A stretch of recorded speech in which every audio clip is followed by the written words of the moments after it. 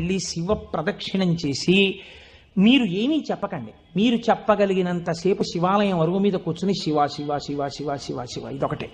ఒక 42 రోజులు ఈ దరిద్రాన్ని మీ కష్టాలని అనుభవించి చూడండి అన్నారు. మీరు నమ్ముతారా? ఆ వ్యక్తి నా దగ్గరికి వచ్చి నా జీవితంలో ఆశించని రీతిలో నా జీవితానికి ఒక కొత్త మలుపు తిరిగిందండి, నేను వరంగల్ వెళ్ళిపోతున్నాను, నేను సెటిల్ అయిపోతున్నానని చెప్పాడు. ఆ వ్యక్తే నాకు ఈ మధ్యనే మళ్ళీ ఫోన్ చేసి, కోటేశ్వరారు ఇప్పుడు నేను ఎంత ఆనందంగా ఉన్నాను అనండి, ఒక్కసారి మీరు ఏమైనా వరంగల్ వస్తారేమిటండి ఉపన్యాసాలకి, మీ దర్శనానికి వద్దాం అనుకుంటున్నాను, నేను కూడా కాకినాడ అన్నాడు.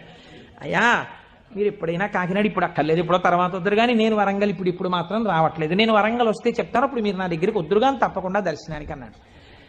కళ్యాణి అందులో అంటారే ఏతి జీవంతిమానందో నరం వర్ష శతాదపి అంటుంది సుందరకాండ. 100 ఏళ్ళు బతికిన వాడు శుభాన్ని చూస్తాడు. అందుకే తొందరపడి ఏదో సమస్య ఉందని ఆత్మహత్యలు చేసేసుకుంటాం ఇలాంటి మాటలు